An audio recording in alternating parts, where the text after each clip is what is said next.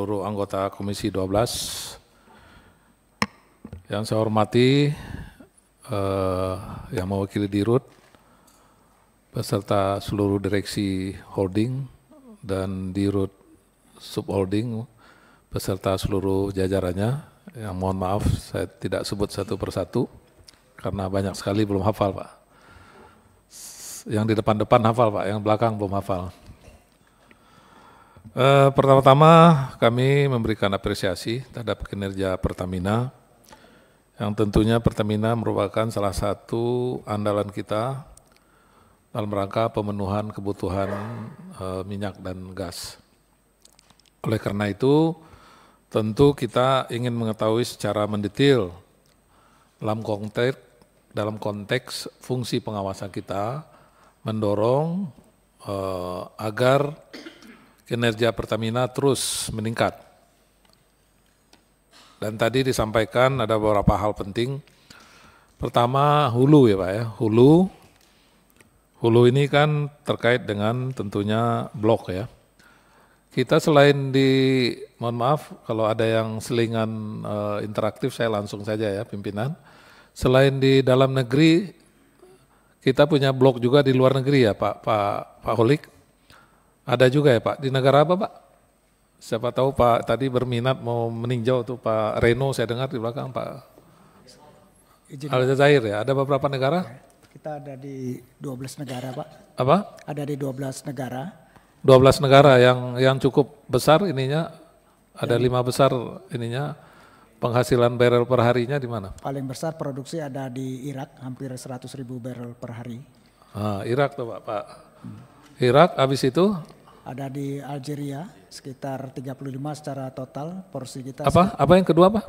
Algeria Pak. Algeria. Nah, produksi total lapangan tersebut 35.000, namun porsi kami hanya sekitar 15-16.000. Jadi saya hanya ingin tahu bahwa blok kita bukan hanya Indonesia.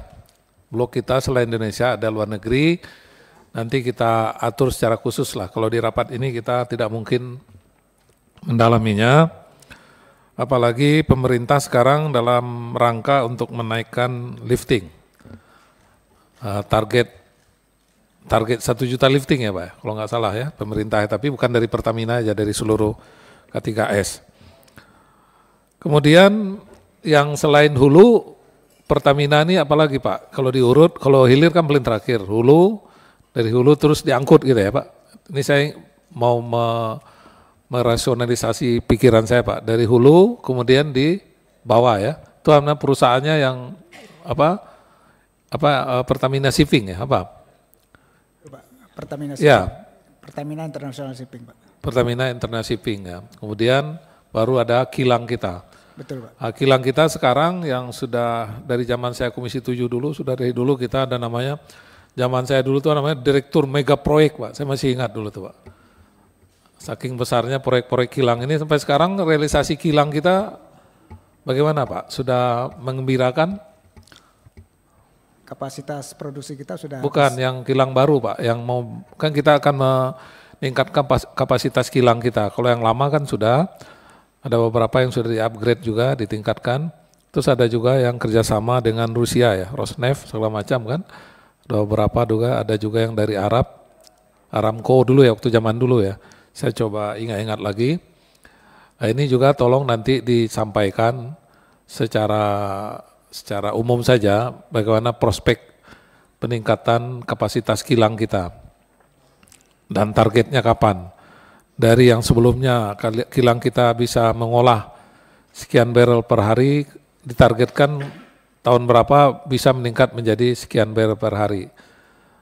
Termasuk juga pemenuhan crude-nya. Karena crude dalam negeri ini kan hanya kita mampu setengah kurang Pak ya. Setengah dari kebutuhan kita sekarang 1,5 juta Pak. 1,3. BBM kita 1,6 juta masuk LPG Pak. BBM 1,6 juta barrel per hari. Termasuk ekuivalen LPG Pak. Oh. Jadi artinya kita juga ada impor crude. Nah itu ininya ada lagi, itu di bawah siapa Pak? Impor crude Di bawah direktur mana di sini, Pak? Bawah Pak Taufik, Pak, KPI, Pak. Pak siapa? Pak Taufik. Pak, langsung kilang yang impor, Pak. Jadi nggak ada, langsung masing-masing kilang mengimpor gitu. Jadi direktur kilang ya, oke. Ini direktur kilang membawahi semua kilang ya. Itu yang diimpor selain crude, produk juga diimpor, Pak. Kan kita selain crude, produk juga impor juga ya? Produk diimpor oleh Oh itu melalui Pak Rifa ya, oke. Jadi saya ingin tahu dulu Pak, supaya nggak salah Pak. Apalagi kalau ada orang nanya kan nggak lucu, DPR salah memberi keterangan. Jadi kalau crude di bawah direktur kilang, kalau produk di bawah Pak Rifa, oke. Setelah itu diangkut, kemudian masuk ke, kalau urusan pipa-pipa, perpipaan, kan ada yang pipa juga. pipa gas di bawah. Penyaluran cuma gas saja ya? Pak, ya. Sementara kalau untuk pengangkutan produk BBM tetap di bawah PIS, Pak. Dan distribusinya di bawah CNT setelah keluar dari pelabuhan. Oke Pak, jadi secara garis besar sudah saya pahami dulu Pak ininya, frame-nya. Sehingga nanti pada saat pendalaman kita bisa betul-betul mengerti peran dari masing-masing penanggung jawabnya. Kemudian tadi Pak Rifa sudah cukup lengkap menyampaikan terkait dengan persoalan hilir ya. Hilir ini apalagi menjelang tahun baru ya, salah satu tema kita, tahun baru Lebaran.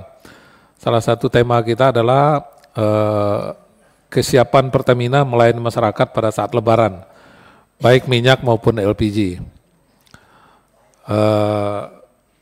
Tadi sudah dipaparkan, tadi ada beberapa hal Pak yang menjadi perhatian saya, sebelumnya juga sudah saya sampaikan ke Pak Rifa bahwa perbandingan penyaluran LPG yang antara satu kabupaten kota dengan kabupaten kota harus berbasis jumlah penduduk Pak, rasionalnya.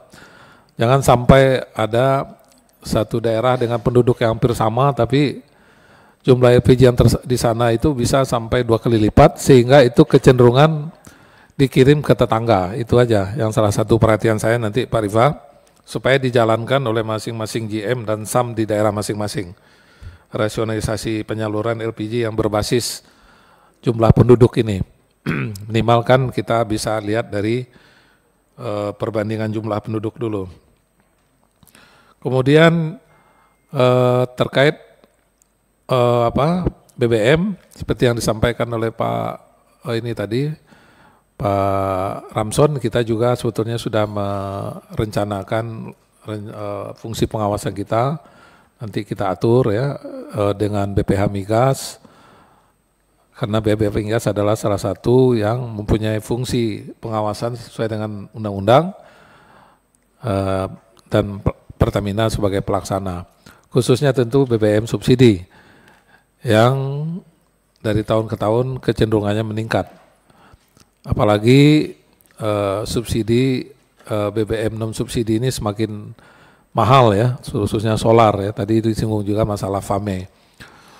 Maka kepada kesempatan hari ini saya ingin menyampaikan kepada Pertamina juga selain fungsi pelayanan, tidak ada salah juga Pertamina sebagai penyalur juga membantu fungsi pengawasan. Karena memang keterbatasan dari BPH Migas bisa dimengerti, mereka agak mempunyai sedikit kesulitan untuk melakukan fungsi pengawasan. Jadi walaupun core-nya Pertamina hanya menyalurkan, tapi tidak ada salahnya juga memberikan fungsi pengawasan membantu BPH Migas. Terkait peran BPH Migas, jangankan diperluas, yang ada saat ini aja mereka sudah kesulitan, bahkan kami mendorong supaya mereka memanfaatkan sistem atau IT untuk membantu mereka dalam fungsi pengawasan, tentu dikoordinasikan dengan Pertamina, ya. Khususnya masalah ini Pak, CCTV ya, CCTV ya Pak, udah dikoordinasikan oleh Ibu itu, Ibu Kepala BPH, udah ya. Mereka ingin mendapat akses, tapi apakah seluruh SPBU itu sudah punya CCTV Pak? Masih ada beberapa yang belum. Pak Mul, mungkin dipersingkat Pak Mul. Oke, sedikit lagi pimpinan.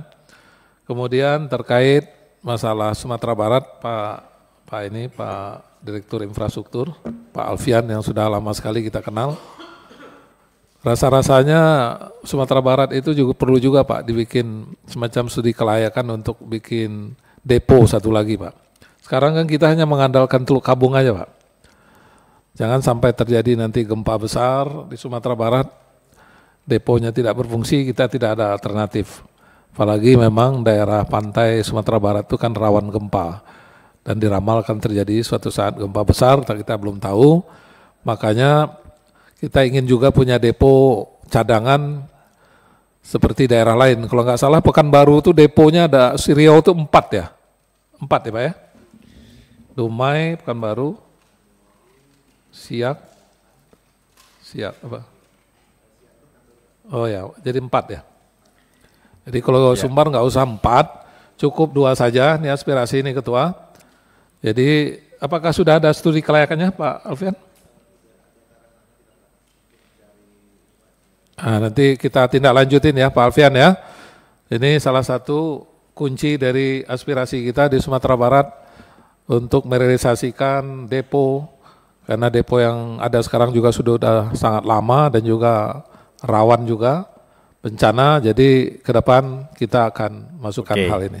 Saya rasa itu pimpinan, saya rasa nggak terlalu lama ini, saya rasa cukup cepat.